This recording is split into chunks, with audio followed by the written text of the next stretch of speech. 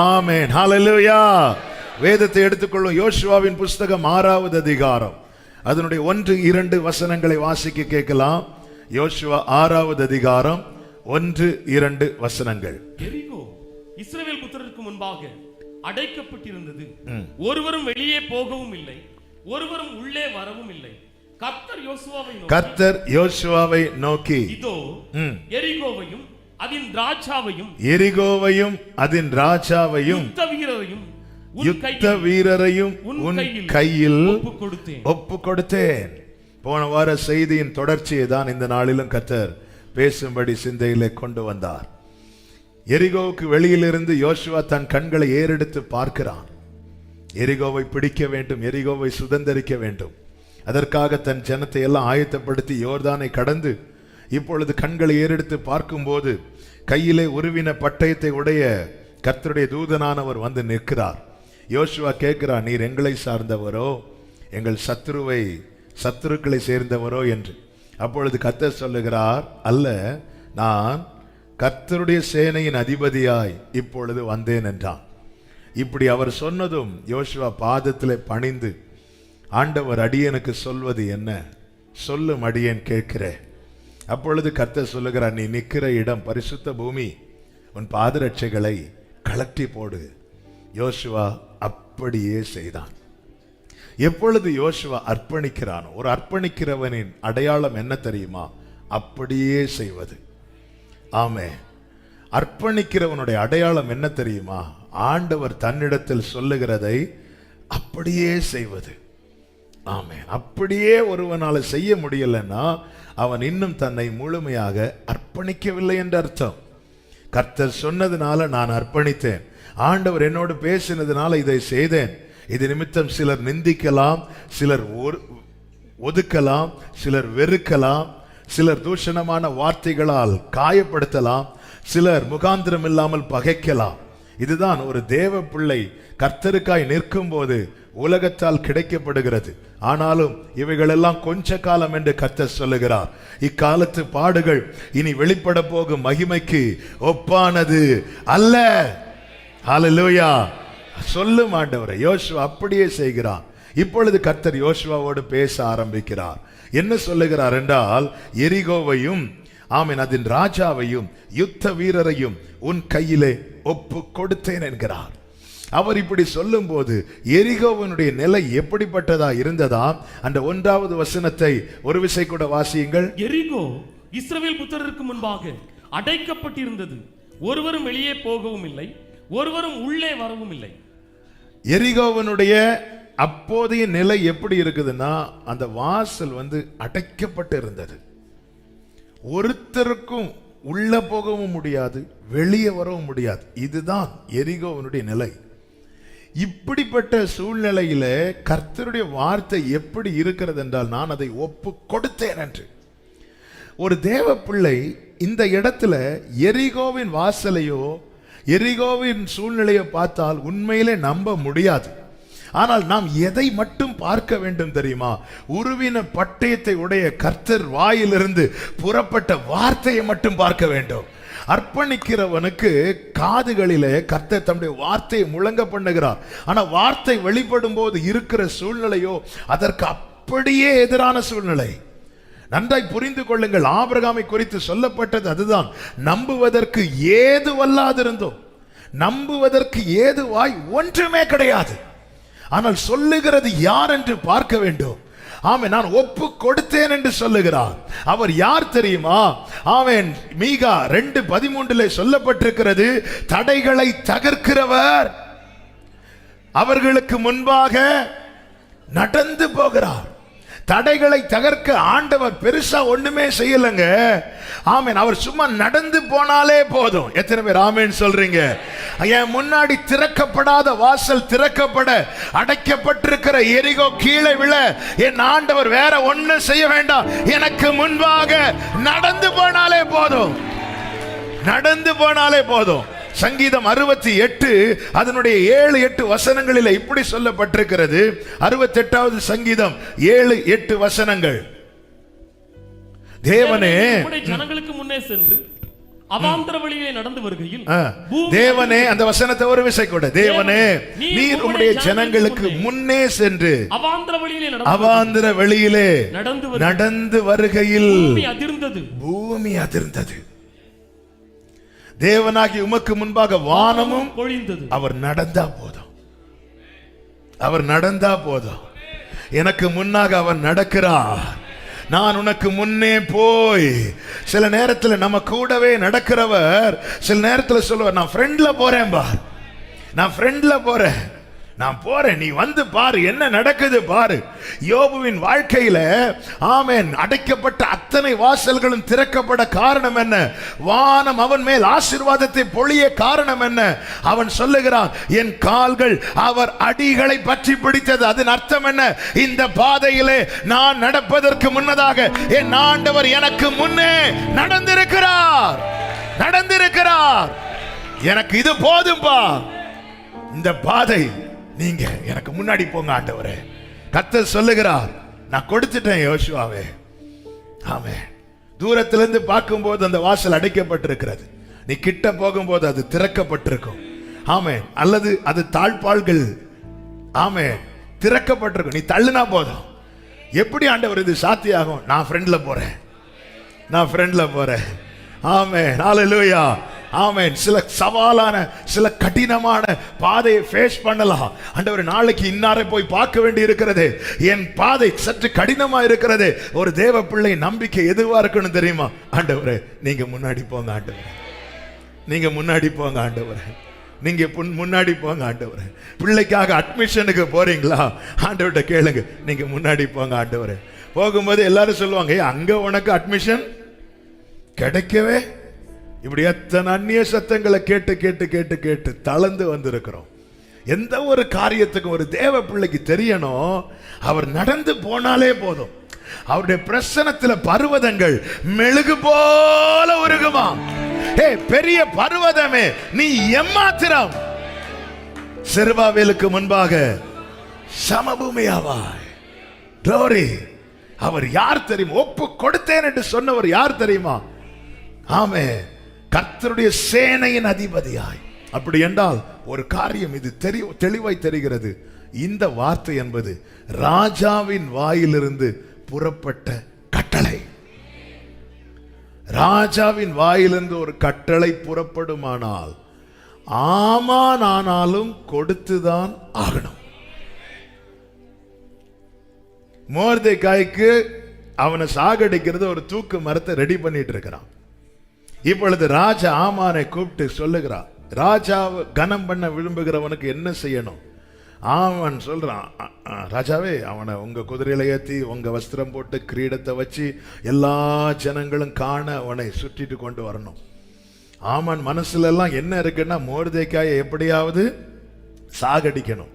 அப்பொழுது ராஜா சொல்லுகிற, நீ என்னெல்லாம் சொன்னியோ அதை முற்றத்தில் இருக்கிறானே மொர்தெகாய் அவனுக்கு செய் என்றான். ஆமான் முடியாது என்று சொல்லவில்லை.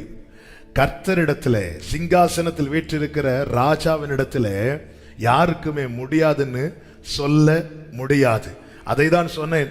ஆமானானாலும் ஆமென் கொடுன்னு சொன்னா அவன் கொடுத்துதான் ஆகணும். ஹல்லேலூயா.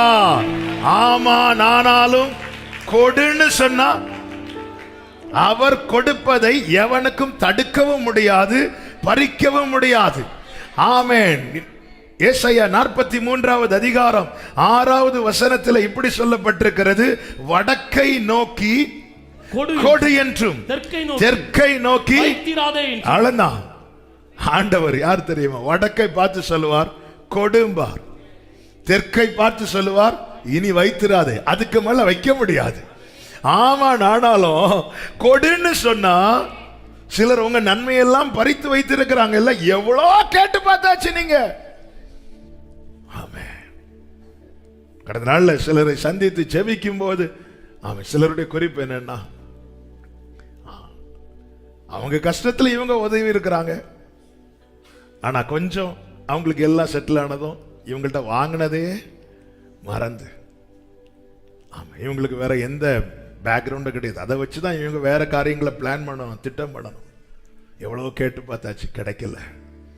ஆமென். கேட்க வேண்டிய இடத்துல இன்னைக்கு கேளுங்க. அவர் வடக்கை நோக்கி கொடு என்கிறவர், தெற்கை நோக்கி வைத்திராதே என்றவர். கொடுன்னு சொன்னா கொடுத்துதான் ஆகணும். ஆமென். பார்வோனையும் கொடுக்க வைத்தார், சகேவையும் கொடுக்க வைத்தார். சகை பார்வோன் வைக்கோல் கூட கொடுக்காதபடிக்கு எல்லாத்தையும் பிடுங்கி வச்சிருந்தான். இப்ப இஸ்ரவேலர்கள் புறப்பட்டு போகும்போது க்ளோரி ஆண்டவர் மோசே கிட்ட சொல்ல, எல்லா வீட்டிலும் போய் கேட்க சொல்ல. அத்தனை பேரும் இப்ப வைக்கோல் கொடுக்கல, இப்ப என்ன கொடுக்கறாங்க? பொண்ணு கொடுக்கறாங்க. எப்படி பார்வோனே மனசு வந்துச்சு? பார்வோனுக்கு மனசு வரல. மேலிருந்து ஜனத்துக்காய் புறப்பட்ட கட்டளை எது? சகைவு. பாத்தீங்களா என்ன சொல்றார் ஆண்டவர்கிட்ட? ஆண்டவர் வேற ஒண்ணுமே செய்யலைங்க. சகைவு, வா உன் கூட நான் வீட்டுக்கு வரேன்.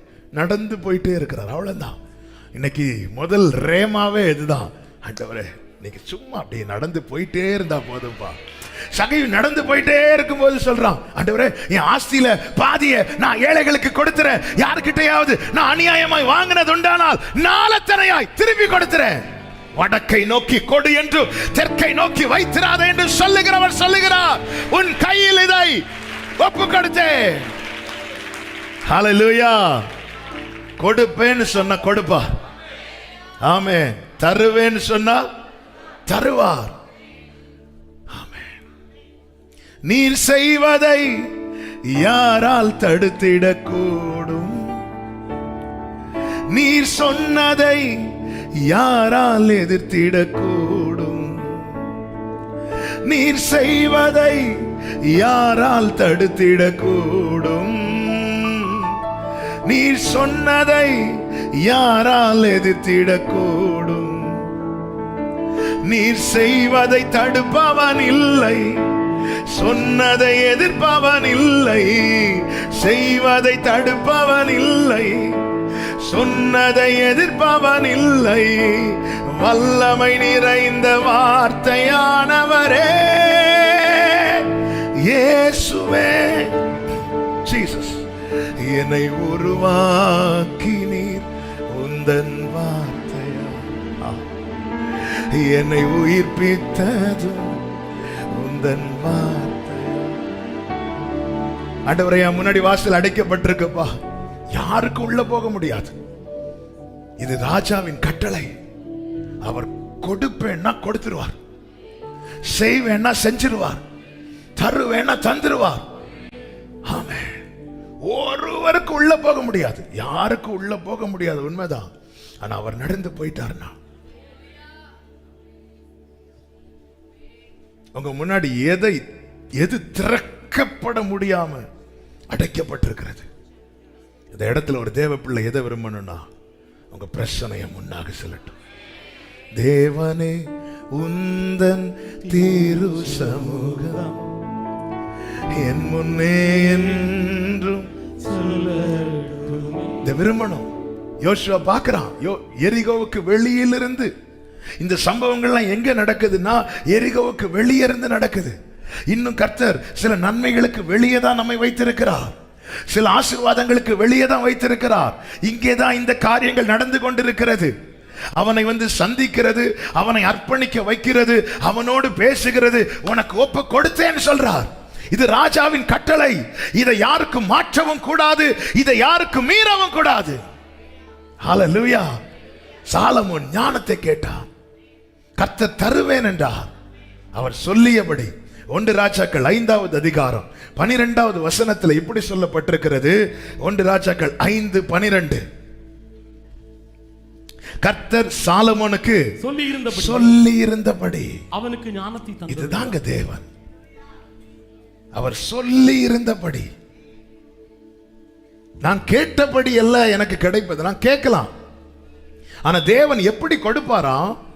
நான் ஒரு காரியத்தை கேட்கும் போது எனக்கு அவர் ஒரு பதில் தரார் தெரியுமா? அவர் சொல்லி இருந்தபடி. அதுலதான் ஐஸ்வர்யத்தில் அவனுக்கு நிகராய் ஒருவனும் இல்லை, ஞானத்திலும் அவனுக்கு நிகராய் ஒருவனும் இல்லை. சொல்லி இருந்தபடி. அதனாலதான் நாம் ஏற்கனவே சங்கீதம் 119:98 செய்திக்கு முன்னாக ஆண்டவர் சொல்ல வைத்தாரே, அவைகள் என்றைக்கும் என்னுடனே இருக்கிறது. எவைகள்? என்னோடு சொன்ன வார்த்தை. கர்த்தர் சாலமோனுக்கு எப்படி என்ன கொடுத்தார்? அவர் சொல்லி இருந்தபடி.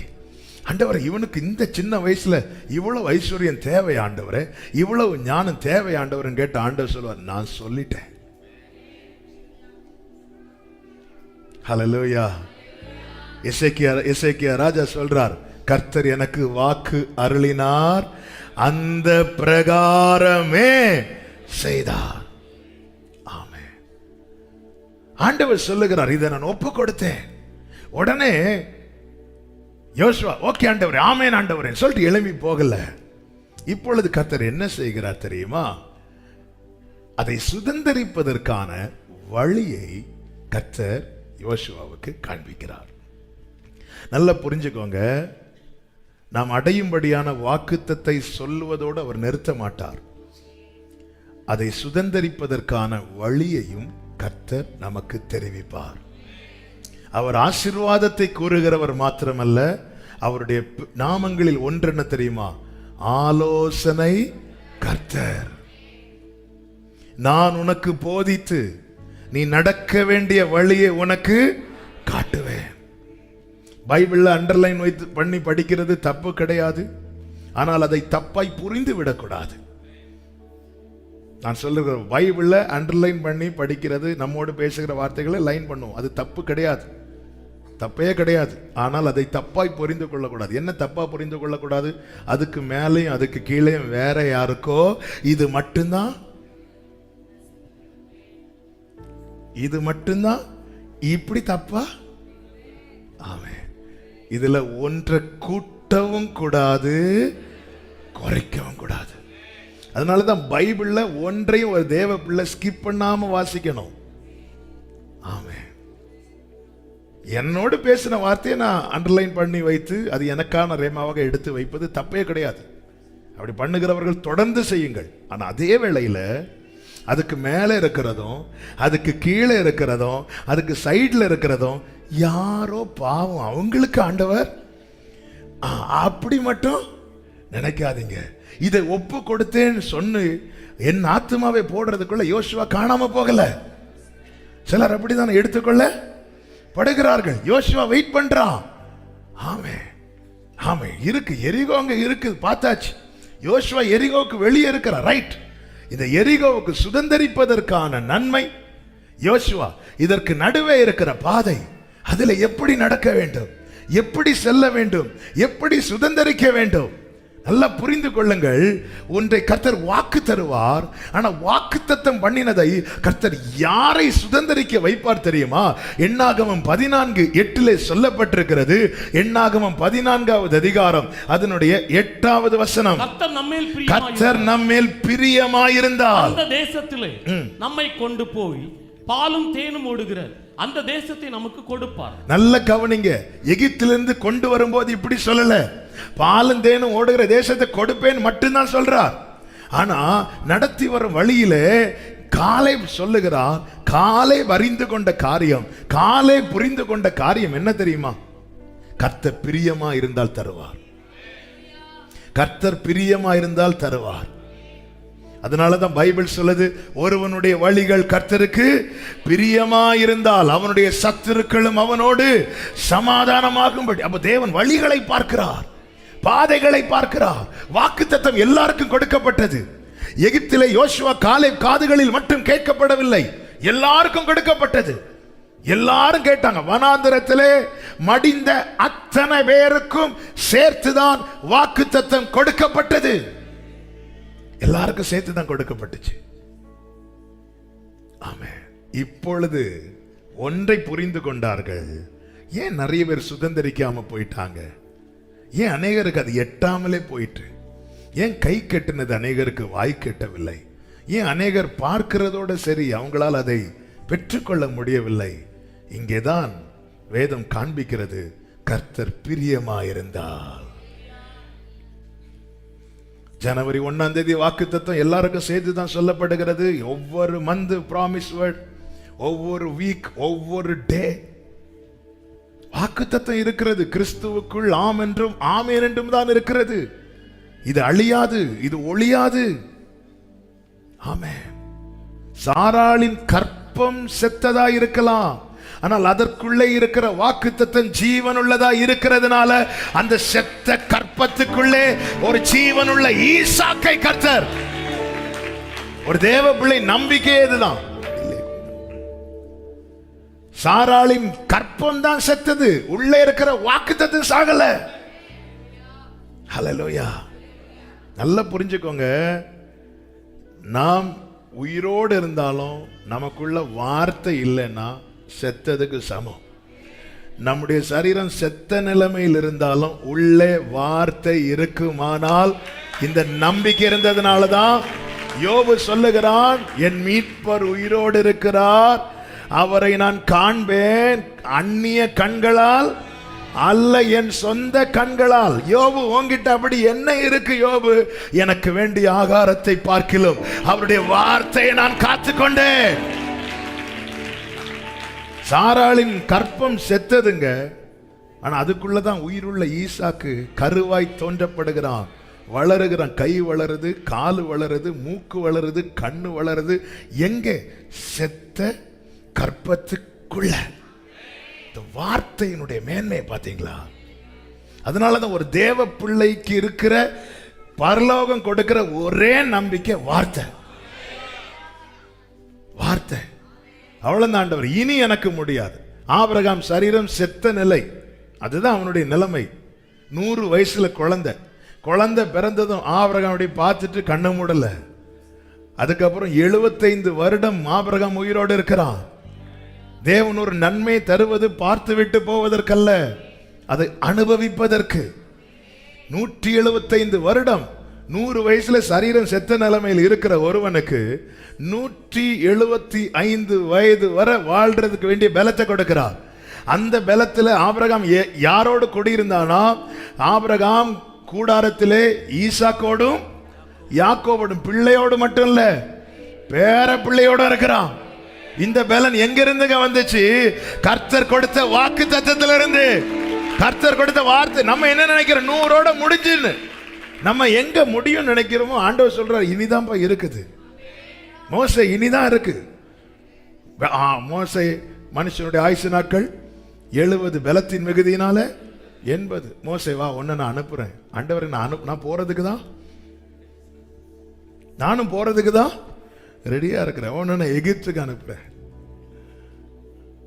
மோசே எழுதினாரு 90வது சங்கீதம். ஆனா மோசே 120 வயசு வரை வாழ்ந்தார்.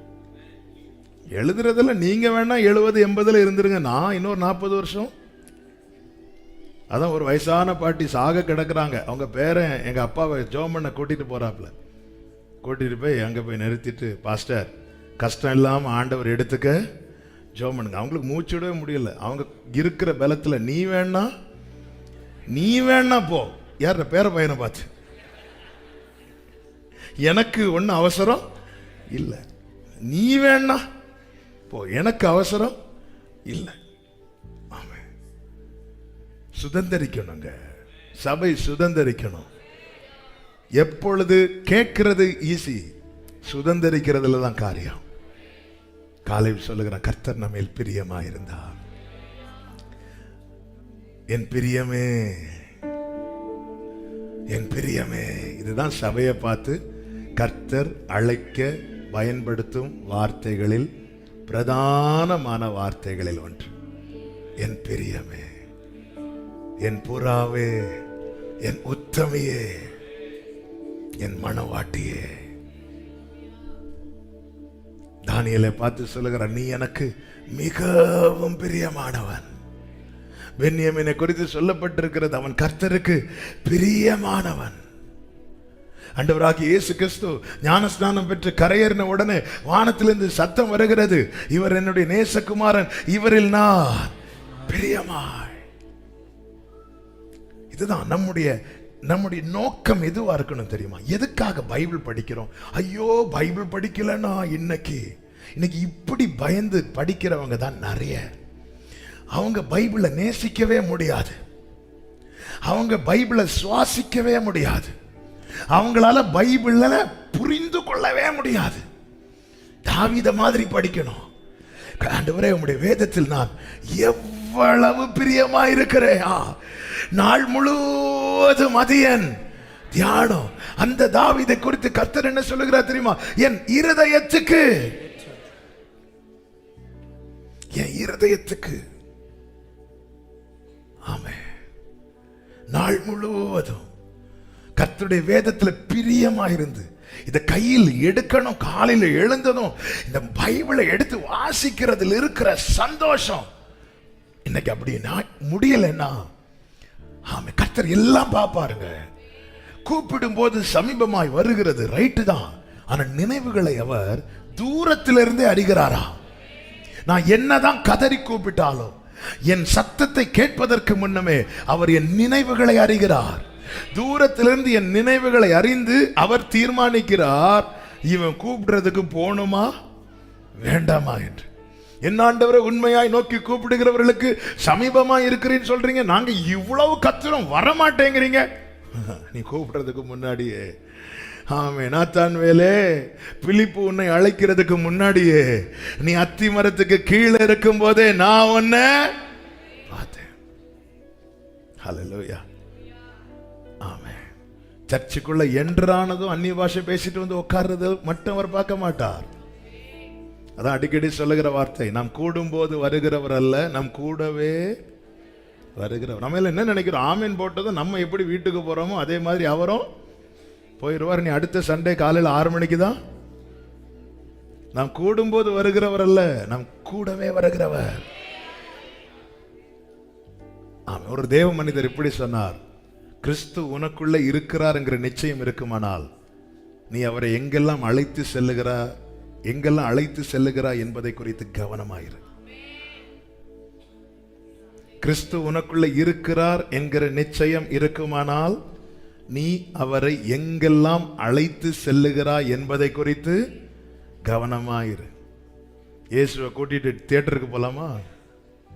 ஆண்டவரே, போன வாரம் தான் ஏதோ புது படம் ரிலீஸ் ஆச்சு, வாங்க ஆண்டவரே, கூட்டிட்டு போகலாமா? முடியுமா?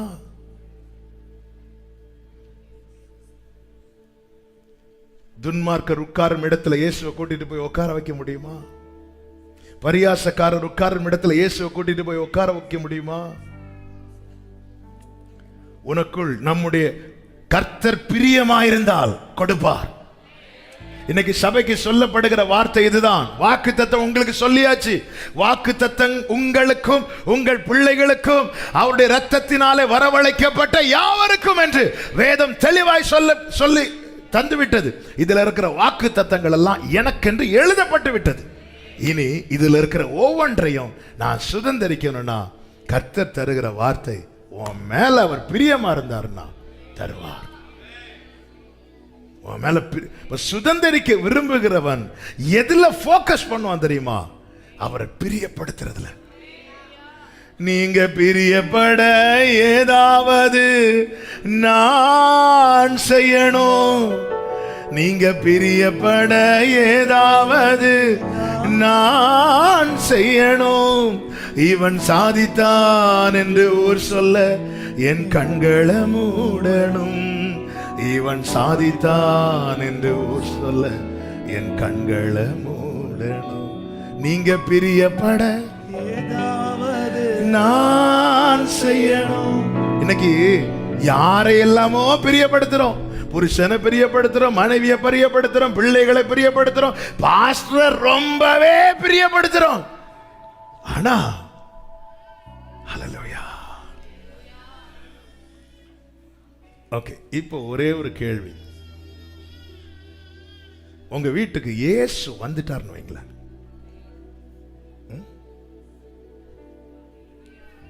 இயேசு வந்துட்டாங்க, எப்படி உங்க வீடு இருக்கும்? நீங்க எப்படி ரியாக்ட் பண்ணுவீங்க? யார் பெல் அடிக்குது? இயேசுவா? வாங்க ஆண்டவரே. அப்படியா? இயேசு வந்துட்டார்னா எப்படிங்க இருக்கும்? இயேசு வீட்டுக்கு வந்துட்டார், எப்படி இருக்கும்? என்ன செய்வீங்க பிரதர் அருண்? எப்படி இருக்கும்? தேவையில்லாம ஏதாவது பேசுவோமா? பழைய மாதிரி மனைவி சண்டை எடுக்க வரும்போது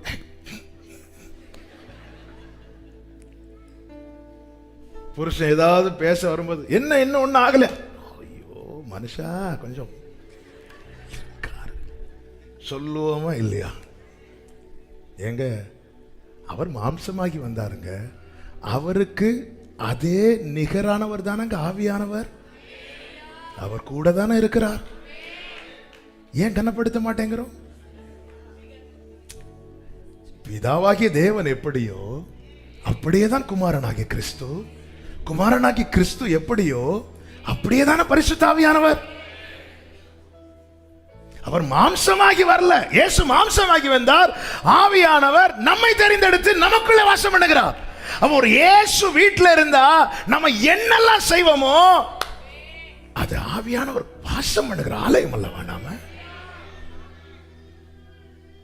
பரிசுத்த ஆவியை துக்கப்படுத்தாதீங்க. நாம் பிரியப்படுத்துறோமா, துக்கப்படுத்துறோமா? ஹோலி ஸ்பிரிட், பரிசுத்த ஆவியானவரில் வாசம் பண்ணுகிற அந்த நிச்சயம் இருக்கிறவன் எதை சொல்லுகிறான் தெரியுமா? இயேசு இருக்கிறார். இயேசு எப்பொழுதுங்க வெளிப்பட்டார்? மரியாள் வயிற்றில ஆவியானவர் அவள் மேல வந்தபோது கிரைஸ்ட், ஜீசஸ் கிரைஸ்ட் வெளியே வரார். எதுக்குங்க அபிஷேகம்? 4 அந்நிய பாஷை பேசிட்டு போறதுக்கா? இல்ல. கிருஷ்ணன் பாடினோமே, தேவசாயல் ஆக மாறி தேவனோடிருப்பே.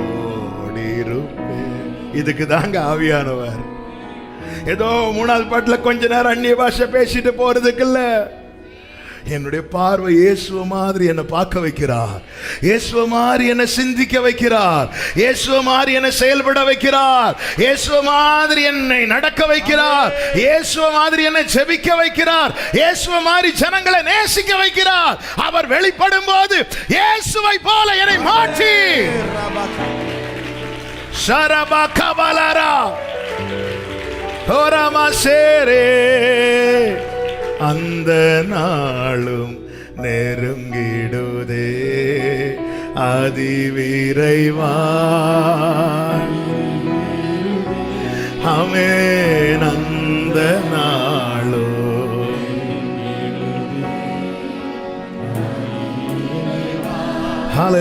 ஹல்லேலூயா.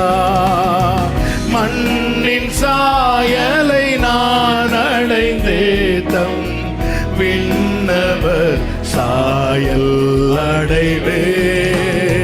விண்ணவர் சாயல். ஆமென். மண்ணின் சாயலை நான் சரபல கமதனரா. ஹல்லேலூயா.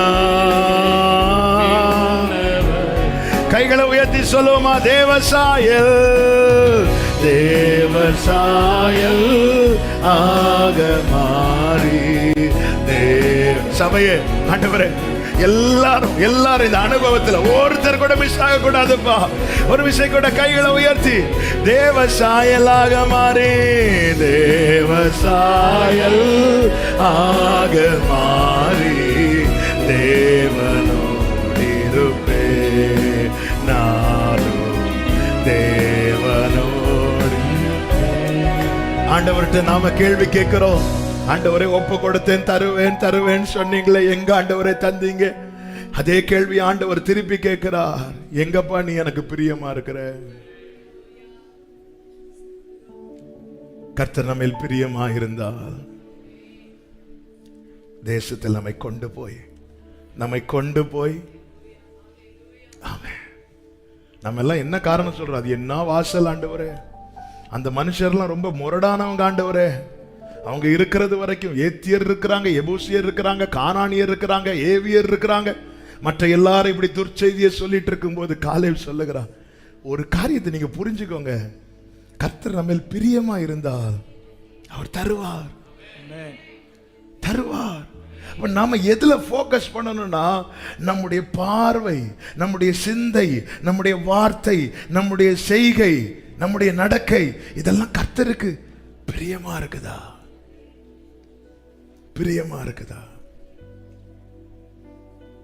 எனவேதான் தாவீது ஜெபிக்கிறான், உமக்கு பிரியமானதை செய்ய எனக்கு கற்றுத்தார்.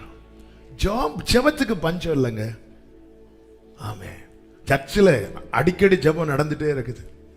காலையில இருந்து ஜெபம், ஜெபத்துக்கு பஞ்சம் கிடையாது. டிவி ஆன் பண்ண ஜெபம், யாராவது ஜெபம் நடத்திட்டு இருப்பாங்க. ஆனா இவ்வளவு ஜெபம் பண்ணியும், இவ்வளவு கதறியும், இவ்வளவு உபவாசித்தும் ஏன் சில காரியங்கள் கைக்கு எட்டுனது போல வந்தும் கைவிட்டு போகிறது? ஏன் சுதந்தரிக்க முடியவில்லை? கர்த்தருக்கு பிரியமா இருக்கிறோமா? கர்த்தருக்கு பிரியமா இருக்கிறோமா? காலேப் சொல்ல, அது ரொம்ப எளிதா சுதந்தரிக்கலாம், கர்த்தர் நம்மேல் பிரியமா இருந்தால். கர்த்தர் பிரியமா இல்லைன்னா கஷ்டப்பட்டும் கிடைக்காது. இங்கே யோசுவாவுக்கு 3 பிரதானமான காரியங்களை சொல்லுகிறதை பார்க்க முடியும். முதலாவது, 6வது அதிகாரம் 3 முதல் 5 வரை உள்ள வசனங்களை வேகமாய் வாசிக்க கேட்கலாம். நீங்கள் அனைவரும் பட்டணத்தை சூழ்ந்து ஒரு தரம் சுற்றி வாருங்கள். இப்படி 6 நாள் செய்ய கடவீர்கள். 7 ஆசாரியர் பெட்டிக்கு முன்பாக 7 கொம்பு எக்காலங்களை பிடித்துக் கொண்டு போக வேண்டும். 7ஆம் நாளில் பட்டணத்தை 7 தரம் சுற்றி வர கடவர்கள். ஆசாரியர் எக்காலங்களை ஊத வேண்டும். அவர்கள் அந்த கொம்புகளினால் நெடுந்தோணி இடும்போது நீங்கள் எக்கால சத்தத்தை கேட்கும் போதும் ஜனங்கள் எல்லாரும் மகா ஆரவாரத்தோட ஆர்ப்பரிக்க கடவர்கள். அப்பொழுது பட்டணத்தின் அலங்கம் இடிந்து விழும். உடனே ஜனங்கள் அவரவர் தங்களுக்கு நேராக ஏற கடவர்கள் என்றார். கர்த்தருக்கு மகிமை உண்டாவதாக. இங்கே முதலாவது கர்த்தர் அதை எப்படி அங்கே போக வேண்டும், யார் யார் எந்த வரிசையில் இருக்க வேண்டும் என்று கர்த்தர் ஒரு நியமத்தை அங்கே வைக்கிறார். சுதந்தரிக்க விரும்புகிற தேவ பிள்ளைகளுக்கு சொல்லுகிற வார்த்தை, சபைக்கு சொல்லுகிற வார்த்தை தான். இருப்பினும் ஒரு ஸ்டெப் மேல சொல்லணும்னா, எனக்கான வார்த்தையை, எனக்கான வாக்குத்தத்தத்தை, எனக்காய் தேவன் ஆயத்தம் பண்ணினதை நான் சுதந்தரிக்க வேண்டும் என்று விரும்புகிற ஒவ்வொருவருக்கும் கர்த்தர் சொல்லுகிற வார்த்தை. எஸ், ஏன்னா சிலருக்கு அந்த விருப்பம் இருக்காது, எப்படியாவது இருந்துட்டு போவோம். அப்படி அல்ல. ஆமென், பிரைஸ் காட். எனக்கு இந்த பூமியில நான் காணும்படி எனக்கு ஆயத்தம் பண்ணினதை நான் கண்டிப்பா பார்த்தே ஆகணும். ஆமென், ஹல்லேலூயா. ஏலிமையும் பார்க்கணும், கானானையும் பார்க்கணும். கானானை பார்க்கிறதுக்கு முன்னாடி கண்டிப்பாக ஏலிமை பார்க்கணும். இங்கே பார்க்க வேண்டி தேவன் ஆயத்தம். ஒவ்வொரு இது சுதந்திரங்க. இது நமக்கு தேவன் வைத்த சுதந்திரம். இது நமக்கு தேவன் வைத்த நன்மை. அவன் என்னிடத்தில் வாஞ்சியா இருக்கிறபடியால் நான் பூமியின் உயர்ந்த இடத்துல வைப்பேன். பூமியிலே ஆண்டவர் நல்ல ஒரு சுதந்திரத்தை வைத்திருக்கிறார். இங்கே மட்டும் இல்ல, நித்தியத்திலே அவருடைய வலது பார்சத்திலே நமக்கு மேன்மையான இடத்தை வைத்திருக்கிறார். ரெண்டும் பைபிள்ல நமக்கு காண்பித்து தருகிறார். இங்கே வாழும் வரைக்கும் நாம் நமக்கு தேவன் வைத்த ஒவ்வொன்றையும் பார்க்கணும். ஒரு புது வருஷத்தை கர்த்தர் காண செய்கிறாரா, இந்த புதிய ஆண்டில் கர்த்தர் என்ன வைத்திருக்கிறார் அதை பார்க்கணும். பைபிள் ஒரு வார்த்தை இருக்கு தெரியுமா, தன் காலத்தில் தன் கனியை தந்து. இந்த காலத்துல இதுதான் அது தந்திருக்கணும், அது பார்த்திருக்கணும், அது சுதந்திரித்திருக்கணும். அதுதாங்க blessing, அதுதான் ஆசீர்வாதம். கர்த்தருக்கு மகிமை உண்டாவதாக. ஹல்லேலூயா. கடந்த 2 நாளுக்கு முன்னாடி ஒரு குடும்பத்தை பார்த்து செபிக்க போயிருந்தேன். அவங்க சர்ச்சுக்கு வந்துட்டு இருக்கிறாங்க. அப்போ அவங்க சொன்ன வார்த்தை, ஆமே, அவங்க கர்த்தர் நடத்தி வந்த பாதையை சொல்ல தொடங்கும் போதே அழ ஆரம்பிச்சிட்டாங்க. ஒரு புறம்போக்கு நிலத்துல எங்க அம்மா 5 பிள்ளைங்க வச்சுட்டு ஒரு சின்ன ஷெட்டு போட்டு குடியிருந்தோம். இதுதான் பாஸ்டர் எங்க ஆரம்பம். மழையெல்லாம் வந்துட்டுன்னா அவ்வளோந்தான், ஒன்றும் பண்ண முடியாது. ஆனால் இன்னைக்கு கர்த்தர் எங்களுக்கு ஒரு சொந்தமான ஒரு வீட்டை தந்திருக்கிறான்னு சொல்லும் போது அவங்க ஏங்கி அழ ஆரம்பிச்சிட்டாங்க. ஆமே, ஆமே. ஆண்டவர் ரட்சிப்புக்குள்ள நடத்தி, சரி போட்டோமா, அடுத்த மலைக்கு நீ போயிரு, நீ இங்க வந்துரு, அப்படி கூப்பிடல. இங்கே சுதந்தரிக்கும்படிக்கு கர்த்தர் சில நன்மைகளை வைத்திருக்கிறார், அதை காண பண்ணுகிறார். ஹல்லேலூயா. புறம்போக்கு இடத்துல ஒரு குடிசையை போட்டு ஒரு தாயார் 5 பிள்ளைங்களை வளர்க்குறாங்க. அதுல ஒருத்தங்களை ஆண்டவர் ஏற்றுக்கொண்டு அவங்கள கர்த்தர் பிளஸ் பண்ணி, ஆமே, இது பெரிய பங்களாலாம் இல்லைங்க, ஆனா திரும்பி பார்த்தா பங்களா தான். ஹல்லேலூயா. அது பெரிய பங்களா, அரண்மனை எல்லாம் கிடையாது, ஆனா திரும்பி பார்த்தா அரண்மனை தான். இதான் ஒரு தேவ பிள்ளையினுடைய பார்வை. ஆமா, இங்கே சுதந்தரிக்க வேண்டியதை சுதந்தரிக்கணும். அதுக்கு கர்த்தர் என்ன வைக்கிறார்னா, எரிகோவை ஒப்பு கொடுத்தேன்னா, என்னண்டவர் காணான்னு சொல்லிட்டு எரிகோ, இங்க சில காரியத்தை நீ தாண்டி நீ பிடிக்க வேண்டி இருக்கிறது, நீ ஜெயிக்க வேண்டி இருக்கிறது. சில இடத்துல உன்னை கொண்டு போறது உன் முன்னாடி பாரு, ஒரு வாசல் அடைக்கப்பட்டிருக்கிறது என்பதை காண்பிப்பதற்கல்ல, உனக்கு முன்பா இந்த வாசலை நான் திறக்க போகிறேன் என்பதை உன்னை அறிந்து கொள்ள செய்வதற்கு. ஹalleluya, ஹalleluya, ஆமென், praise God. ஆண்டவர் சொல்றார், இங்க பாருப்பா, உடன்படிக்கை பெட்டியை சுமக்கிற ஆசாரியர்கள், அதற்கு முன்பாக எக்காளம் ஊதுகிறவர்கள், அதற்கு முன்பாக யுத்த சன்னதர்கள், ஆயுதம் ஏந்தினவர்கள், இப்படி வரிசையா, இதுக்கு பின்னாக மற்ற ஜனங்கள். இதுவே வரிசை. இப்படி ஆண்டவர் ஒரு நியமத்தை வைக்கிறார். சுதந்திரிக்க விரும்புகிற ஒவ்வொருவருக்கும் தேவன் விதித்த விதி உண்டு, வைத்த வரிசை உண்டு. இதை மாற்றக்கூடாது. ஒவ்வொருத்தரையும் தேவன் முதல்ல எங்க வரிசை ஆரம்பிக்கிறார் தெரியுமா? நம்முடைய பிறப்புல, நம்முடைய பிறப்புல. ஆமென். தாவீதை இருதயத்துக்கு ஏற்றவனாய் தெரிந்தெடுத்தவர் ஏன் தாவீதை முதல்ல பிறக்க விடல? இல்ல 8 பிள்ளைங்க பிறக்கிறதுக்கு முன்னாடி டிஸ்கஸ் பண்ணாங்களா யார் ஃபர்ஸ்ட் வரணும்னு? எங்க வீட்டில் நாங்க 5 பேர், நாங்க 5 பேர் இருந்து டிஸ்கஸ் பண்ணி, அண்ணா நீங்க முதல்ல வாங்க, ரெண்டாவது, அப்படி ஒன்றும் இல்லை. அப்ப தேவன் எங்கே வரிசையை தீர்மானிக்கிறார் என்றால் நம்முடைய பிறப்பிலேயே. அது அவருடைய தீர்மானம், அது அவர் வைத்த வரிசை. பென்யமீன் வேணும் அழலாம், என்னாண்டவரே என்ன இந்த வீட்டில் கடைசி வச்சிருக்கிறீங்க, என்ன இந்த வீட்டில் சின்னவனா வச்சிருக்கிறீங்க. தேவன் ஒரு வரிசையில வைத்திருப்பார் என்றால் அதை குறித்து முறுமுறுக்காதிருங்கள். அதிலே உங்களுக்கு வைத்திருக்கிற ஆசீர்வாதத்தை பாருங்கள். எல்லாருக்கும் ஒவ்வொரு பங்கு கொடுக்கப்படும் போது பென்யமீனுக்கு மட்டும் மற்றவர்களை விட 5 மடங்கு 5 மடங்கு ஆண்டவர் வைத்திருப்பார். சில விதியை வைத்திருப்பார். ஆபிரகாமுக்கு என்ன வைக்கிறார்? 99 வயசுல ஆண்டவர் சொல்லுகிறார், நீ எனக்கு முன்னாக நடந்து கொண்டு உத்தமனாயிரு. இது அவனுக்கு வைத்த விதி, இது அவனுக்கு வைத்த நியமம். அதன் அர்த்தம் என்ன? ஆபிரகாமே, என் பார்வையை விட்டு மட்டும் மாறிடாத. ஏன்னா நீ சுதந்திரிக்க போகிற, உன் கை கெட்ட போகுது, அது கைவிட்ட படக்கூடாது. நீ எனக்கு முன்பாக நடந்து கொண்டு. இது அழைத்த அன்னைக்கே சொல்ல வேண்டியதுதானே. ஆண்டவர் வாக்கு தத்தத்தை மட்டும் கொடுக்கிறவர் அல்ல. நல்லா புரிஞ்சுக்கோங்க, தேவ ஆலோசனை நம்மை நோக்கி வருகிறது என்றாலே வாக்கு தத்தம் நம் கையெட்டும் தூரத்தில் வந்து விட்டது என்று அர்த்தம். இந்த 99 வயசுல இப்படி என்கிட்ட சொல்லலாம் ஆண்டவரே கேட்டார் ஆபிரகாம்? இல்ல. நெகேமியாவில் சொல்லப்பட்டிருக்கிறது, அவன் இருதயத்திலே உண்மையை கண்டு கர்த்தர் யார் யார் தடையா இருந்தாங்களோ எல்லாத்தையும் துரத்தி விட்டாராம். என் பார்வையை விட்டு மாறிடாதுன்ட்டார் ஆபிரகாம். ஈசாக்குக்கு என்ன விதி? பஞ்ச நாட்களில எல்லாரும் எகிப்துக்கு போகும்போது கர்த்தர் சொல்ற, நீ எகிப்துக்கு போகாதுன்ட்டார். எகிப்துக்கு போகாத, இங்கே இரு. பார்வையை விட்டு விலகாத ஆபிரகாம் எகிப்துக்கு போகாது என்று ஈசா கிட்ட உட்கார்ந்துரு அப்படின்ட்டார். ஈசாக்கு அங்கே குடியிருக்கிறான். அந்த பஞ்ச காலத்துல 100 மடங்கு 100 மடங்கு தேவன் ஒரு நியமத்தை, நம்ம எல்லாம் அந்த 100 மடங்கு மட்டும் பிடிக்கிறோம்.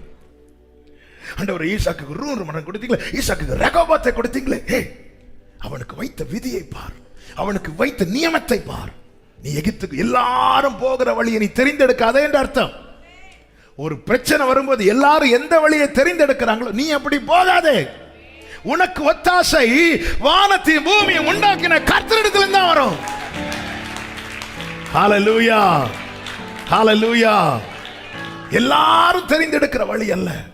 அவங்க இதை எப்படி ஹேண்டில் பண்ணாங்க, நான் அப்படிதான் ஹேண்டில் பண்ணுவேன். நோ, ஒரு தேவ பிள்ளை மற்றவர்களை விட வித்தியாசமானவர்கள். ஆமென்.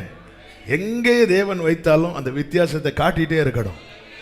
ஆமென். நாம் அதை காண்பிக்கும் போதுதான் நமக்கு. ராஜா ஒரு கட்டளை வைத்ததும் தானியேல் போய் ராஜாவை ப்ளீஸ் பண்ணல. தானியேல் ராஜாதி ராஜா சமூகத்தில் தான் போய் உட்கார்ந்து இருக்கிறார். ஆமென். கர்த்தருக்கு மகிமை உண்டாவதாக. மோசேக்கு கர்த்தர் சொல்லுகிறார், மோசே, நான் உன்னோடு இருந்து செய்யும் காரியம் பயங்கரமா இருக்கும். நான் இதோ உன்னோடு புதிய உடன்படிக்கை பண்ணுகிறேன் சொல்லிவிட்டு மோசேக்கு கர்த்தர் என்ன நியமத்தை வைக்கிறார்? யாத்திராகமம் 10வது அதிகாரம் அதனுடைய 10 முதல் 12 வரை உள்ள வசனங்களை நீங்கள் வாசித்தீர்களானால் தெரியும். 34வது அதிகாரம் 10 முதல் 12 வரை உள்ள வசனங்கள். இதோ நான் ஒரு உடன்படிக்கையை பண்ணுகிறேன், பூமி எங்கும் எந்த ஜாதிகளிடத்தில் நான் உன்னோடு இருந்து செய்யும் காரியம் பயங்கரமா இருக்கும் என்கிற 12வது வசனத்தை வாசிங்க. நீ போய் சேருகிற தேசத்தின் நீ போய் சேருகிற தேசத்துல குடிகளோடு உடன்படிக்கை பண்ணாதபடிக்கு பண்ணினால் அது உன் நடுவில் கண்ணியாயிருக்கும். யார்கிட்ட சொல்றார் தெரியுமா? உடன்படிக்கை பண்ணப்பட்டவனோடு. தேவனோடு உடன்படிக்கை பண்ணப்பட்டவன் அந்நிய நுகத்திலே பிணைக்கப்பட மாட்டான். அப்படி பண்ணினால் அது உன் நடுவில் கண்ணியாயிருக்கும். அது என்னைக்குமே கண்ணி. உடன்படிக்கை பண்ணிட்டார், கையை பிடிச்சிட்டார், இனி அவ்வளவுதான். நோ, உடன்படிக்கை பண்ணப்பட்டவனுக்கு விதிக்கிற விதி நியமம் என்ன? நீ போய் சேருகிற குடிகளோடு சமாதானமாறு, சந்தோஷமாறு, ஆனா உடன்படிக்கை மட்டும் பண்ணிராத. அப்படி பண்ணுனா என்ன ஆகுமா? அடுத்த வசனத்தை வாசிங்க. அவர்களுடைய பலிபீடங்களை இடித்து அவர்கள் சிலைகளை தகர்த்து. 14வது வசனம். கர்த்தருடைய நாமம் எரிச்சலுள்ளவர் என்பது அவர் எரிச்சலுள்ள தேவனே, ஆகையால் அந்நிய தேவனை நீ பணிந்து கொள்ள வேண்டாம். 15. அந்த தேசத்தின் குடிகளோடு நீ உடன்படிக்கை பண்ணுவாயானால் அவர்கள் தங்கள் தேவர்களை சோர மார்க்கமாய் பின்பற்றி தங்களுடைய தேவர்களுக்கு பலியிடுவார்கள். ஒருவன் உன்னை அழைக்கையில் வேற வழி இல்ல, நீ போய் அங்கே சாப்பிட்டுதான் ஆகணும். நீ அந்நியரோடு, அந்நிய நுகத்திலே, தேவனற்றவனோடு, விக்கிரங்களை வழிபடுகிறவனோடு நீ உடன்படிக்கை செய்வாயானா, நீ ஆராதிக்க வரும்போது அவனும் வருவான், அவன் ஆராதிக்க போகும்போது நீயும் போகணும். நான் உன்னோடு உடன்படிக்கை செய்திருக்கிறேன். 2 எஜமானுக்கு சேவை செய்ய முடியாது. ஆமென். அதனால் நீ புரிந்து கொள். மோசேக்கு உடன்படிக்கை பண்ணப்பட்ட பிறகு மோசேக்கு தம்முடைய நாமத்தை எப்படி அறிவிக்கிறார் தெரியுமா? எரிச்சல் உள்ளவர், எனக்கு எரிச்சலை உண்டாக்கிறாதுங்கிறார் ஆண்டவர். கர்த்தருடைய நாமம் எரிச்சல் உள்ளவர் என்பது. எனவே தேவ பிள்ளைங்க புரிந்து கொள்ளணும். விசேஷமாய் பிள்ளைகளுக்கு திருமணம் பார்க்கிற, ரட்சிக்கப்பட்ட பிள்ளைகளுக்கு திருமணம் பார்க்கிற பெற்றோர் இதை நன்றாய் புரிந்து கொள்ளணும். ஆமென். படிப்பு பாருங்க, தப்பு கிடையாது. நல்ல வேலையில் இருக்கிறானா பாருங்க, தப்பு கிடையாது. ஆமே, நல்ல ஃபேமிலி எல்லாம் பாருங்க. ஏன்னா பிள்ளைக்கு பெஸ்ட் கொடுக்கணும், அதுல சந்தேகமே கிடையாது. அதே நேரத்தில் ரட்சிக்கப்பட்டிருக்காங்களா, தேவனோடு உடன்படிக்கை செய்திருக்கிறாங்களா? இது கண்டிப்பா பார்க்கணும். இது கண்டிப்பா பார்க்கணும். மேரேஜ்ங்கிறது ஒன் டே ஈவெண்ட் கிடையாது. அது மற்றவங்களுக்கு தான் ஒன் டே ஈவெண்ட். வருவாங்க, சிரிப்பாங்க, போட்டோக்கு போஸ்ட் கொடுப்பாங்க, சாப்பிடுவாங்க, போயிடுவாங்க. ஆனா பிள்ளைகளுக்கு அது ஒரு புதிய துவக்கம். இனி உள்ள வாழ்க்கை அதுதான். எனவே ஒவ்வொருவரும் உடன்படிக்கை பண்ணப்பட்ட வாலிப பிள்ளைகளே, அந்நிய நுகத்திலே பிணைக்கப்படாதபடி எச்சரிக்கையா இருங்கள். ஆவியானவர் சபைகளுக்கு சொல்லுகிறதை காதுள்ளவன், ஆண்டவர் சொல்லுகிறார். இந்த இடத்துல தான் சொல்லுகிறார், கர்த்தருடைய நாமம் எரிச்சல் உள்ளவர் என்பது. அவர் எரிச்சல் உள்ள தேவன். ஆண்டவருக்கு எரிச்சலை உண்டாக்காதேங்கிறார். எரிச்சலை உண்டாக்கிறாத. ஆமே, கர்த்தருக்காக காத்திரு, கர்த்தருக்காக காத்திரு. யாரோடு பிணைக்கப்படுகிறோம் என்பது ரொம்ப முக்கியம். ஆமே, அந்நிய நுகத்தில் இல்ல. எப்படி நாம் அவருடைய நுகத்தை ஏற்றுக்கொள்ளுகிறோமோ அதே போல ஏற்றுக்கொண்ட ஒருவரோடு பிணைக்கப்படும் போது ஏன் அவங்களுக்குள்ள சண்டை வராதா? அவங்களுக்குள்ள பிரச்சனை வராதா? எல்லாம் வந்தாலும் கர்த்தர் சாட்சி அங்க நிற்பார். கர்த்தர் சாட்சி அங்க நிற்பார். பிரச்சனையும் வரும், எல்லாம் வரும், ஆனா கர்த்தர் சாட்சிங்கிறார். கர்த்தர் சாட்சி. ஆமென், ஹல்லேலூயா, ஆமென். அப்போ அந்த விதியை மாற்றக்கூடாது, வரிசையை மாற்றக்கூடாது. ஆமென். வரிசையை மாத்தி மனுஷனை ஏமாத்தலாம், கர்த்தரை ஏமாற்ற முடியாது. கர்த்தர் உன்னை எந்த நிலையில வைத்திருக்கிறார்? சின்னவனை வைத்திருக்கிறாரா? எதுக்கு ஆண்டவர் என்ன சின்னவனை வச்சிருக்கிறீங்க? உன்னை 1000ஆக்க. சிறியவனை வைத்திருக்கிறாரா? எதுக்கு ஆண்டவர் என்ன ரொம்ப சிறியவனை வச்சிருக்கிறீங்க? உன்னை பலத்த ஜாதியாக்க. கர்த்தர் ஆண்டவர் அவங்களை ஏன் ஆண்டவரை முன்னாடி யோர்தானை கடக்கும் போது உடன்படிக்கை பெட்டி சுமக்கிற எங்களை தான் ஆண்டவரை முன்னாடி விட்டீங்க. ஆனா இப்ப எரிகோன்னு வரும்போது எங்களை 3வது ஆண்டவரை வச்சிருக்கிறீங்க. சில நேரத்தில் ஆண்டவர் ஆர்டர் மாத்துவாருங்க. ஆமா, உங்களை கர்த்தர் எந்த ஸ்தானத்தில் வைத்திருக்கிறாரோ. பந்திக்கு முந்துறாங்க சீஷர்கள். ஆண்டவர் சொல்றார், இங்க பாருப்பா, இது நியாயம் கிடையாது. நீ ஒரு இடத்துல போய் உட்கார்ந்து இருக்கும் போது, தாழ்வான இடத்துல நீ போய் உட்காரு. அப்படி உட்கார்ந்து இருக்கும் போது மற்றவங்க உன்னை கூப்பிட்டு மேன்மையான இடத்துல உட்கார வைக்கட்டும். நம்ம என்ன வேற எங்க வேணாலும் தாழ்வான இடத்துல உட்காந்துருவோம். ஆனா பந்திக்கு போனா ஆமே அப்படி எங்க சேர் எங்க நல்ல இலை போட்டிருக்கு உட்காந்துலாம் இலையெல்லாம் மாத்துவோம். ஒரு இடத்துல போனது, நீ கொஞ்சம் ஒரு தாழ்வான இடத்துல உட்காரு, அவங்க உன்னை கூப்பிட்டு மேல உட்கார வைக்கட்டும். கர்த்தர் ஒரு வரிசையில வச்சிருக்கிறார் உங்களுக்கு என்று. பாருங்க, யாக்கோபை இரண்டாவது தான் வச்சார். 2 பிள்ளைங்களும் உள்ளே இருக்கிறாங்க. யார் ரெட்டையர்கள்னாலே முதல்ல யார் வெளியே வராங்களோ அவங்க தான் மூத்த பிள்ளை. 2வது யார் வராங்களோ அவங்க தான் 2வது பிள்ளை. உள்ள இருந்து போராடுறாரு சீக்கிரம் வெளியே வர்றதுக்கு. யாரு? யாக்கோபு. ஏசாவதா வெளியே வரும்போதே காலை பிடிச்சு உள்ள இழுக்கிறான். யாக்கோபு அவன் காலை பிடித்து கொண்டே உள்ள இழுத்து பார்க்க முடியல. ஏன்னா வெளியே டாக்டர்ஸ் இழுக்கிறாங்க. உள்ள 2.5 கிலோ யாக்கோபு ஏசாவை இழுக்கிறான். வெளியே 200 கிலோ டாக்டர்ஸ் வெளியே இழுக்கிறாங்க. எதுங்க, ஏசா வெளியே வந்தாச்சு. இவனும் சரி நானும் வரேன். எப்படியும் நம்ம இனி 2வது தான். ஆமா. இப்பொழுது என்ன செய்கிறான் தெரியுமா? தந்திரமாய் ஏசாவாய் மாற பார்க்கிறான். ஏசாவாய் மாறி தகப்பனை ஏமாத்திட்டான். இப்பொழுது ஏசா உள்ள வருகிறான். அதை படிச்சாலே அழுதுரும். ஏசா வந்ததும் ஈசாக்கு திகைக்கிறான். ஆதியாகமம் 27வது அதிகாரம் 34வது வசனத்தை வாசிங்க. ஏசா தன் தகப்பனுடைய வார்த்தைகளை கேட்ட உடனே மிகவும் மனம் கசந்து சத்தமிட்டு அலறி தன் தகப்பனை நோக்கி, என் தகப்பனே என்னையும் ஆசீர்வதிங்க. அடுத்த வசனத்தை வாசிங்க. அதற்கு அவன், உன் சகோதரன் தந்திரமாய் வந்து வாங்கிட்டு போயிட்டான்பா. தந்திரமாய் வந்து வாங்கிட்டு போயிட்டான். 36வது வசனம். அப்பொழுது அவன் பெயர் யாக்கோபு எனப்படுவது சரியல்லவா? இதோடு 2 தரம் என்னை மோசம் போக்கினான். என் சேஷ்ட புத்திர பாகத்தை எடுத்துக்கொண்டான். இதோ இப்பொழுது என் ஆசீர்வாதத்தை வாங்கி கொண்டான் என்று சொல்லி, நீர் எனக்கு ஒரு ஆசீர்வாதத்தை ஆகிலும் வைத்து வைக்கவில்லையா? ஒண்ணு கூட உங்ககிட்ட இல்லையா? ஆமே. யாக்கோபே, நீ கொஞ்சம் பொறுத்து இருக்கணும். யாக்கோபே, உனக்கான ஆசீர்வாதம். ஆமே. நீ தந்திரமாய் வந்து ஏன் ஏசாவுக்கு வாங்குற? உனக்கான ஆசீர்வாதம் உன் வீட்டில் இல்லாம இருக்கலாம். யாக்கோபே, உனக்கான ஆசீர்வாதம் யாபோக் காற்றின் கரையில் இருக்கிறது. ஹல்லேலூயா. என் வீட்டில் அண்ணனுக்கு தான் பெரிய இடம், அதனால எப்படியாவது தந்திரமாய் உலக தகப்பனை ஏமாத்த முடியுங்க.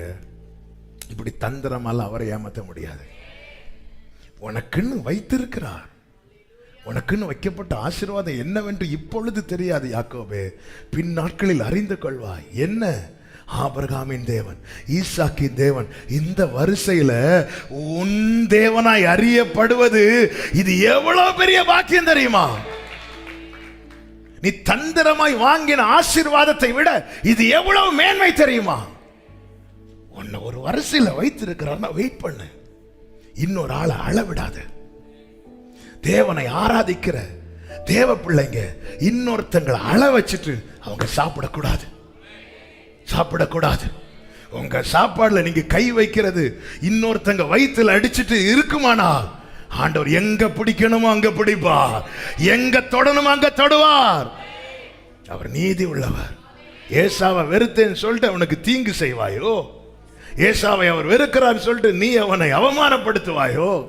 அவனை கண்ணீர் விட வைப்பாயோ? என்ன இருந்தாலும் ஏசாவினால உனக்கு கிடைத்த நன்மையை மறந்துடாத. என்ன நன்மை? அவன் வஸ்திரத்தை போட்டதுனாலதான் அப்பா கிட்ட உனக்கு. நம்ம வீட்டில் சாப்பாடுல கை வைக்கும் போது, இப்ப நான் சாப்பிடுற இந்த சாப்பாடு இன்னொருத்தரை அள வச்சு அவங்க கிட்ட இருந்து பறித்த பணத்திலிருந்து சாப்பிடுவேன். ஆனா பரலோக தேவனால் அதை பொறுத்து கொள்ள முடியாது. இன்னொருத்தங்களை வஞ்சித்து அவங்க கிட்ட இருந்து அபகரித்து அதுல ஒரு 100 ரூபாயை கொண்டு காணிக்கையில போட்ட, காணிக்கை பெட்டியில போட்ட, ஆண்டவர் சொல்லுவார் அது எனக்கு என்னத்துக்குன்னு கேட்பார். அவர்கிட்ட காசு இல்லாமலையா வந்து கொடுக்க வைக்கிறார்? இல்ல, பூமியும் அது நிறைவும் கர்த்தருடையது. அநியாயமா சம்பாதித்த ஒரு பணத்தை காணிக்கை பெட்டியில போடாதிருங்கள். பிறரை வஞ்சித்து பிறரை கண்ணீர் விட வைத்து அவங்க கிட்ட இருந்து அபகரித்த காசுல கொண்டு வந்து தயவு செய்து தசம பாகம் கொடுக்காதீங்க. அது உங்களுக்கு ஆசீர்வாதமா இருக்காது, எங்களுக்கு ஆசீர்வாதமா இருக்காது. ஆமென். கர்த்தர் தந்த நன்மையிலிருந்து எடுத்துக் கொடுங்கள். அது கொஞ்சமா இருந்தாலும் பரலோக தேவன் அங்கீகரிப்பார். தேவன் அதை மேன்மையாய் பார்ப்பார். ஹல்லேலூயா. தந்திரமாய் இப்படி தந்திரமாய் ஆண்டவர்கிட்ட வாங்கிடல. உன்னை எதுல வைத்திருக்கிறாரோ இரு, அமர்ந்திரு. நீங்கள் அமர்ந்திருந்து ஹல்லேலூயா. ஆமென். சாமுவேல் கிட்ட தைல கொம்பை கொடுத்து விடுகிறார். அதுக்குள்ள அபிஷேக தைலம் இருக்கிறது. ஆமென். அதை வாங்குறதுக்கு 7 பேர் போட்டி போடுறாங்க. 7 பேர் போட்டி போடுறாங்க. மூத்தவன் வந்து நிக்கிறான். அவனுடைய சைஸ் எல்லாம் பார்த்து சாமுவேலே நினைச்சிட்டாரு இவன் தான். சாமுவேல் தைல கொம்பை எடுத்து அவன் தலையில ஊற்ற வரும்போது கர்த்தர் தடுத்தார். கர்த்தர் தடுத்தார். ஒரு தேவ பிள்ளைக்கு தெரியணும், நான் மட்டும் மூத்தவனா இருந்திருந்தா எனக்கு ஈஸியா கிடைச்சிருக்குமே. நான் இளையவன் ஆனதுனால என்ன அந்த கூட்டத்திலே சேர்க்கலையே. கூட்டத்தில் சேர்க்க வேண்டாங்க.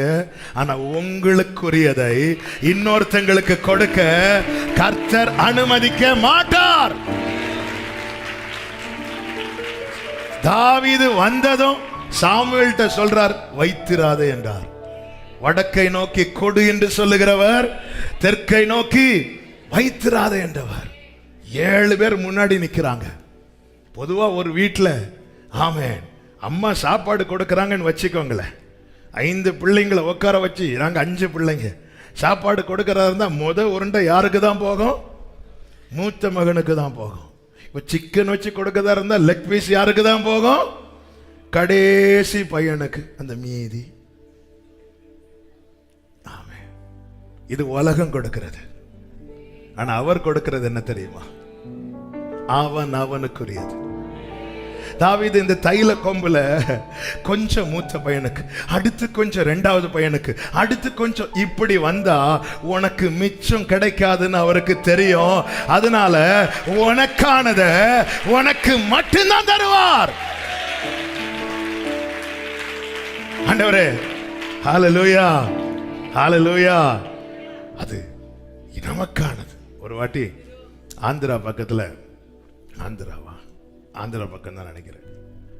ஆமாம், ஒரு ஊருக்கு, ஆந்திரா பெங்களூரான்னு தெரியல, ஒரு குறிப்பிட்ட ஊருக்கு போயிட்டு இருக்கும். ஒரு கிராமத்துக்குள்ளோட போகிறோம். சென்னையிலேருந்து ஒரு சகோதரன் நானுமாக காரில். அப்போ ஒரு கிராமம், அங்கே ஒரு டீ கடை இருந்துச்சு. ஈவினிங் ஒரு டீ குடிக்கலாம் அப்படி சொல்லிட்டு ஒரு வடை சாப்பிடும்போது ஒரு சின்ன பையன் வந்து நிற்கிறான். அதை நின்று இப்படி பார்த்துட்டு இருக்கும்போது அந்த கடைக்காரன் விரட்டும் போது எனக்கு தெரிஞ்சிட்டு அந்த பையன் ஏதோ வடைக்கு தான் வந்து நிற்கிறான்னு சொல்லிட்டு அந்த அங்கே நிறைய பேர் நிற்கிறாங்க. எல்லாரும் அந்த பையனை சும்மா அப்படி திட்டி விரட்டுறாங்க. ஓகே, நான் அப்படி சாப்பிட்டுட்டு நான் இப்போ என் கூட அந்த பிரதர்கிட்ட சொன்னேன், அந்த வடை எல்லாத்தையும் பேக் பண்ணுங்க அப்படின்னு. எல்லாத்தையும் பொதிந்து எடுத்து கையில் கொடுத்தேன். எதுக்கு அப்படின்னு, அந்த பையன்கிட்ட கொடுங்க அப்படின்னு. அந்த பையனுக்கு கூப்பிட்டு கையில் கொடுத்ததும் அந்த பையன் இப்படி பார்த்துட்டு ஒன்று எடுத்து சாப்பிட்டுட்டு இப்படி பார்த்துட்டு அதை எடுத்துட்டு ஓடுறான். இப்படி பார்க்குற தெருவோடு ஓடுறான். எனக்கு புரிஞ்சிட்டு எங்கே ஓடுறான் தெரியுமா? அவன் வீட்டுக்கு ஓடுறான். ஏன்னா அவன் ஆசைப்பட்டது அவனுக்கு தேவையிலும் கொஞ்சம் அதிகமாக கிடைச்சதும் அவன் உடனே மனசில் அவனுக்கு என்ன எண்ணம் வருதுன்னா, என் வீட்டில் இன்னும் ஆட்கள் இருப்பாங்க. அவன் எடுத்துட்டு ஓடுறான். அதை பார்க்கும்போது என் உள்ளல் அந்த இடத்துல நான் அழுதுட்டேன். அவன் ஒரு இடத்துல வந்து நின்று 4 திட்டு வாங்கி விரட்டப்பட்டு, ஆனால் அவன் ஒரு நம்பிக்கையோடு நிற்கிறான். யாராவது ஒருத்தங்க எனக்கு வாங்கி கொடுப்பாங்க. கிடைச்சதும் ஓடுறான். அவன் உள்ளம் என்ன சொல்லுதுன்னா, வீட்டில் இன்னும் ஆட்கள் இருக்கிறாங்க, அவங்களுக்கு கொடுக்கணும். ஆமாம், இந்த உறவுங்கிறது நமக்கு உண்டாக்கி தந்திருக்கிறது சும்மா இல்லைங்க. எனக்குள்ளதை எடுத்து அவனுக்கு, அவனுக்குள்ளதை எடுத்து இவனுக்கு. யார் ஃபஸ்ட்டு வராங்களோ அவங்களுக்கு. காரில் வரவங்க ஃபஸ்ட்டு வருவாங்க. நடந்து வரவங்க எப்படிங்க வருவாங்க? ரதத்தில் வரவன் ஃபஸ்ட்டு வருவான். குதிரையில் வரவன் ஃபஸ்ட்டு வருவான். படுக்கையிலிருந்து எழும்ப முடியாதவனை 4 பேர் சுமந்து தான் நாங்கள் கொண்டு வரணும்.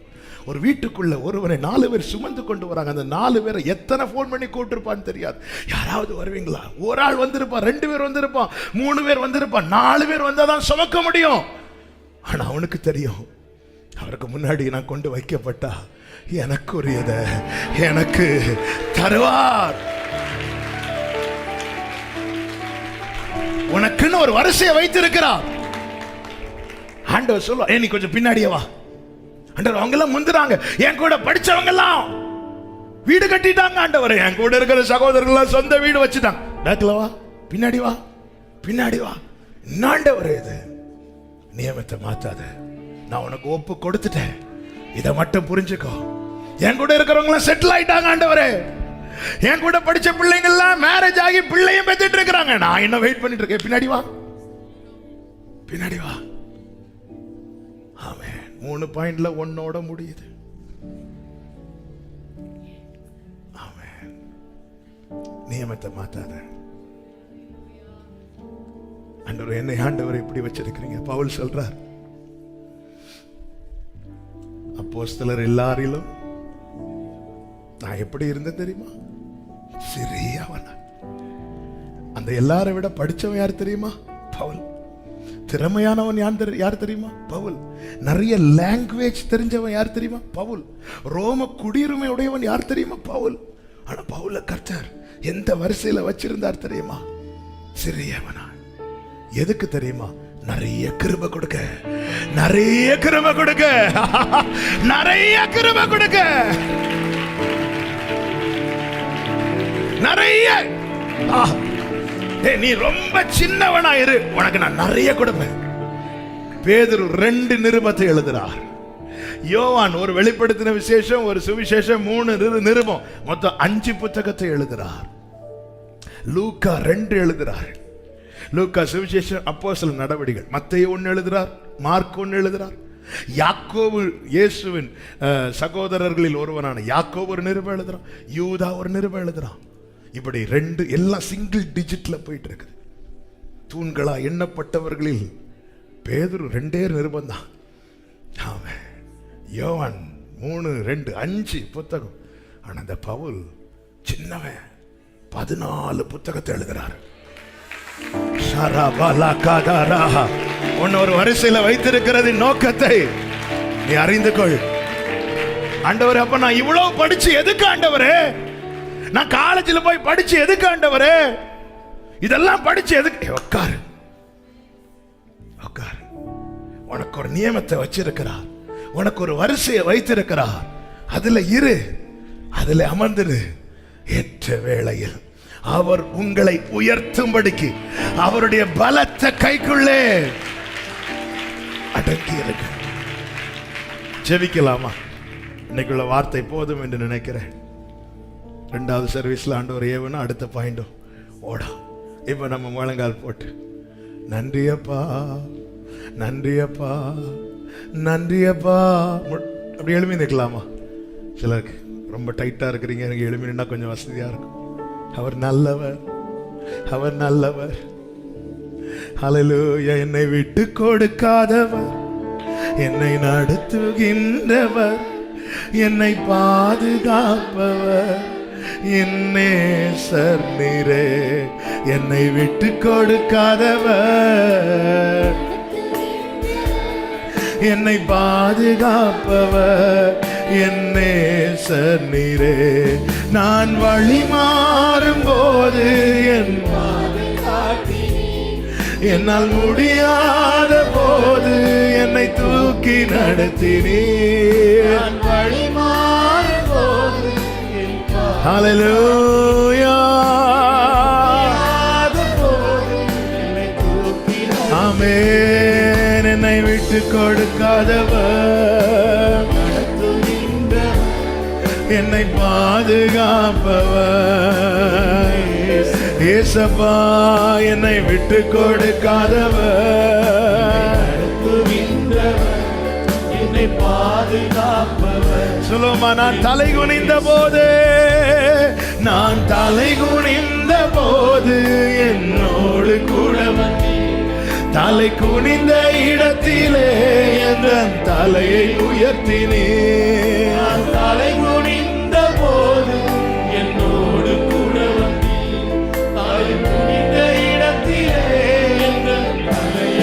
விட்டு கொடுக்காதவர், என்னை விட்டு கொடுக்காதவர், என்னை நடத்துகின்றவர், என்னை பாதுகாப்பவர், என் நேசர் நீரே, என்னை விட்டு கொடுக்காதவர்.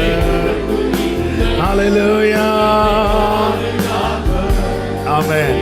எல்லாரும் கண்களை மூடி உங்க வலது கரத்தை உயர்த்தி இடது கரத்தை இருதயத்தில் வைத்து ஆண்டவர்கிட்ட சொல்லுங்க, ஆண்டவரே, நீர் விதித்த நியமத்தையும் நீர் வைத்த வரிசையை மாற்றாமல் அமர்ந்திருக்க, காத்திருக்க, உம்மால் நடத்தப்பட என்னை ஒப்பு கொடுக்கிறேன்.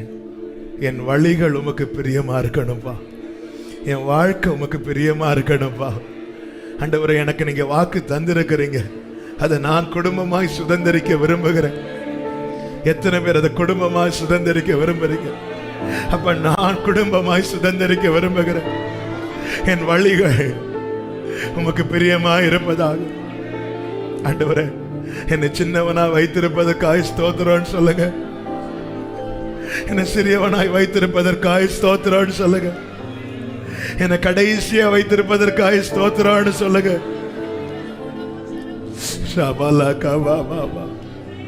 எல்லாருக்கும் போக மீதி இது உலகம் கொடுக்கிற பங்கு. ஆனா ஆண்டவர் கொடுக்கிற பங்கு என்ன தெரியுமா? நீ எடுத்து மீதியை மற்றவங்களுக்கு கொடுப்ப. இது தேவன் கொடுக்கிற பங்கு. இது தேவன் கொடுக்கிற பங்கு. எல்லாருக்கும் போக மீதி அது உலகம் உனக்கு கொடுக்கிற பங்கு. ஆனா தேவன் கொடுக்கிற பங்கு நீ எடுத்துட்டு மீதி மற்றவங்களுக்கு கொடுப்ப. நல்ல கைகளை தட்டி சரமமலரே நித்திய கண்மாலையே அசையாத பர்வதமே அரணான ரெலரே மாமரா நித்திய கண்மலையே நித்திய ஜீசஸ் ஓரபலரமசே ஆமென். நானம்மும் சொல்லுங்க பாபாது உம்மை என்றும் உம்மை என்றும் வெட்கப்பட்டு போவதில்லை. ஆமென். ஜீசஸ் வெட்கப்பட்டு போவதில்லை. வெட்கப்பட்டு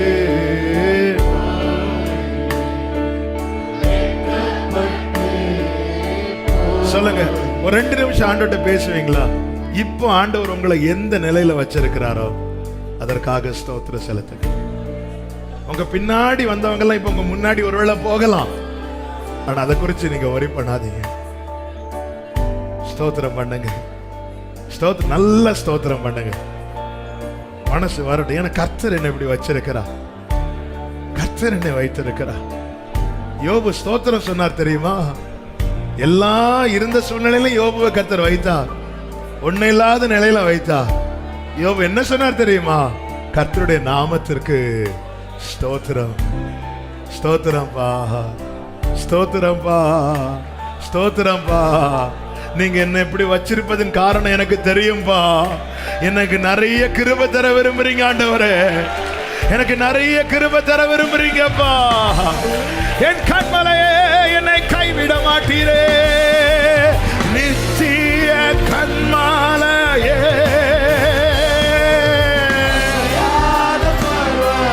சேரலரே தனரா ஏமம்ரோ செகலரமஹண்டரே. 2 கைகளை உயர்த்தி நித்திய அப்பா ஏமலரோ செரேலரே அரணான நான் நம்பும் கண்மலையே கேடகமே உம்மை என்றும்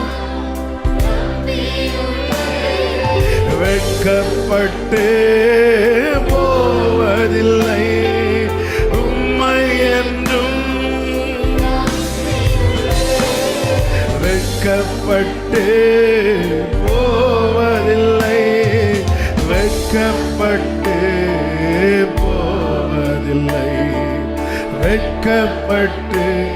சொல்லுமா, உண்மைதான் நம்பி வாழ்கிறேன், உண்மைதான் நம்பி வாழ்கிறேன் இயேசையா. கர்த்தருடைய வார்த்தைகளை கேட்ட உங்கள் ஒவ்வொருவரையும் கர்த்தர் ஆசிர்வதிப்பாராக. இந்த செய்தியின் மூலம் கர்த்தர் உங்களிடத்தில் பேசியிருக்கிறார் என்று நான் அறிந்திருக்கிறேன். உங்கள் சூழ்நிலை எவ்வளவு எதிராக இருந்தாலும் கர்த்தர் உங்களுக்கு சொல்லப்பட்ட வார்த்தை நிச்சயமாக நிறைவேறும். அதற்கு நீங்கள் கர்த்தரை விசுவாசிக்க வேண்டும். கர்த்தருக்கு பிரியமாய் இருக்கும்போது கர்த்தர் உங்களுக்கு தேவையானதை நிச்சயமாக செய்வார். உங்களுக்குரியதை உங்கள் கையில் தந்து உங்களை ஆசீர்வதிக்க கர்த்தர் வல்லவராக இருக்கிறார். நீங்கள் கர்த்தருக்கு பிரியமானதை செய்யுங்கள், கர்த்தருக்கு பிரியமாய் நடந்து கொள்ளுங்கள். கர்த்தர் உங்களோடு உடன்படிக்கை பண்ணியிருப்பார், ஆனால் அந்நியரோடு நீங்கள் உடன்படிக்கை பண்ணாதிருங்கள். நம் கர்த்தர் எரிச்சலுள்ள தேவனாக இருக்கிறார். நீங்கள் கர்த்தரை எரிச்சல் படுத்தாதிருங்கள். நீங்கள் அந்நிய நுகத்தோடு பிணைக்கப்படும் போது அது உங்கள் வாழ்க்கையில் கண்ணியாக இருக்கும் என்று கர்த்தர் சொல்லியிருக்கிறார். அந்த பிரச்சனை உங்கள் வாழ்க்கையில் வராதபடிக்கு நீங்கள் பார்த்து கொள்ளுங்கள். கர்த்தருடைய எரிச்சலுக்கு ஆளாகாதிருங்கள். கர்த்தருக்கு பிரியமாய் நடந்து கொள்ளுங்கள். அப்படியாக நீங்கள் கர்த்தருக்கு பிரியமாய் நடந்து கொள்ளும்போது கர்த்தர் உங்களை ஆசீர்வதிப்பார். உங்கள் தேவைகள் எல்லாவற்றையும் சந்திப்பார். உங்கள் சூழ்நிலை எதிரானாலும் கர்த்தர் உங்களோடு கூட இருந்து உங்களுக்கு சொல்லப்பட்ட அந்த வாக்குத்தத்தத்தை நிச்சயமாக நிறைவேற்றி முடிப்பார். நீங்கள் கர்த்தரை விசுவாசியுங்கள், கர்த்தருக்கு பிரியமாய் நடந்து கொள்ளுங்கள். கர்த்தர் உங்களை ஆசீர்வதிப்பாராக. ஆமென்.